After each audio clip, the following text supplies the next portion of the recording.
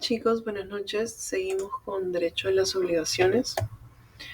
Hablaremos del caso fortuito o fuerza mayor. Se dice un caso fortuito o de fuerza mayor a los actos de Dios, porque estos dependen de la naturaleza.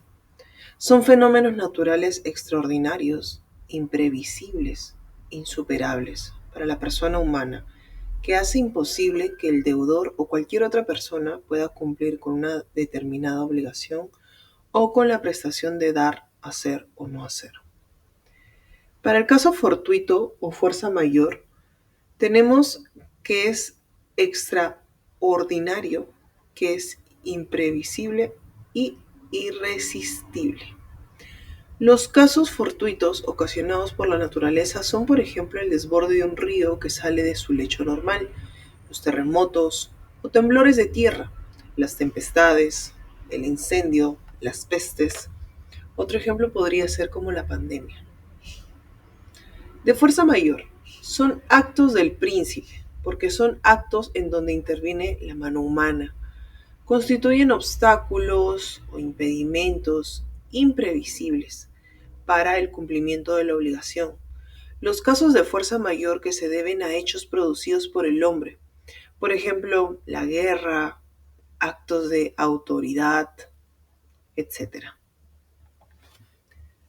Para la indemnización por daños y perjuicios, es una compensación económica o dineraria que tiene derecho el acreedor perjudicado, a la cual el acreedor perjudicado tiene derecho con la inejecución de la obligación por parte del deudor, con el objeto de resarcir los daños. Se requiere la inejecución de la obligación, las causas imputables al deudor y los daños ocasionados al acreedor. El daño es sinónimo de dolor o de pérdida material o afectiva que sufre la persona humana.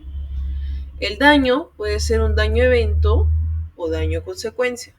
El daño evento tenemos tal como no patrimonial o extrapatrimonial y el patrimonial.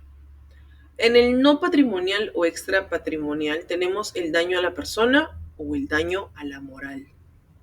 En el daño consecuencia, que es el otro tipo de daño, es el daño, tenemos tres. Tenemos el daño emergente, el lucro cesante y el daño moral.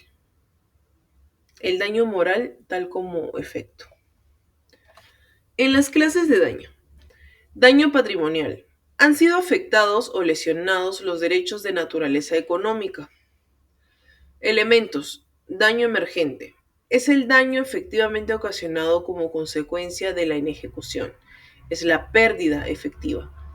En el lucro cesante es lo que el acreedor deja de ganar u obtener. El acreedor deja de lucrar como consecuencia de la inejecución. Es la utilidad frustrada. En el daño extrapatrimonial, no tiene contenido patrimonial, afecta a la mente, cuerpo y alma, bienes inmateriales. Los elementos. El daño personal afecta o lesiona a la persona en sí misma, menoscaba o deteriora en lo físico, psíquico y espiritual de la persona. En el daño moral afecta la vida sentimental, los sentimientos, emociones fuertes de la vida como el dolor, la pena, el sufrimiento, las angustias. La mora es una situación jurídica que se presenta cuando el deudor retrasa el cumplimiento de la obligación por una causa imputable, aunado al requerimiento que formula el acreedor para exigir el pago. En nuestro sistema, la mora es interpelatoria, según el artículo 1333 del Código Civil. El retraso y el requerimiento indican una mora, ya que este es la consecuencia de un pago retrasado, de un requerimiento más el retraso, como consecuencia se obtiene la mora. Incurre en mora el deudor desde que el acreedor le exija judicial o extrajudicialmente el cumplimiento de su obligación. Los requisitos de la mora. Obligación cierta, exigible y líquida. El retraso en el cumplimiento, el retraso imputable con dolo o culpa, la interpelación del acreedor.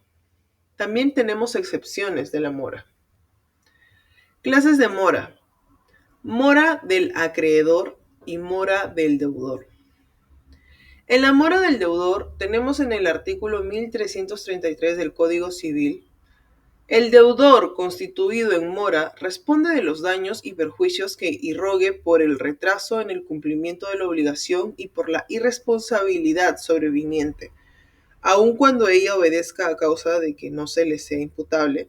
Puede sustraerse a esta responsabilidad, probando que ha incurrido en retraso sin culpa, o que la causa no imputable habría afectado la prestación, aunque se hubiese cumplido oportunamente. La mora del acreedor. Según el artículo 1338 del Código Civil, el acreedor incurre en mora cuando sin motivo legítimo se niega a aceptar la prestación ofrecida o no cumple con practicar los actos necesarios para que se pueda ejecutar dicha obligación. En las cláusulas penales. La cláusula penal es una disposición contractual que establece una sanción para una de las partes en caso de incumplimiento de sus obligaciones. Esta sanción puede ser una cantidad de dinero u otra prestación específica. Su propósito principal es asegurar el cumplimiento del contrato y compensar a la parte perjudicada por el incumplimiento. En las funciones de la cláusula penal tenemos como incentivo el cumplimiento de la obligación, agiliza la cuantificación del daño y como sancionatoria frente al incumplimiento imputable al deudor y compensatoria frente al acreedor.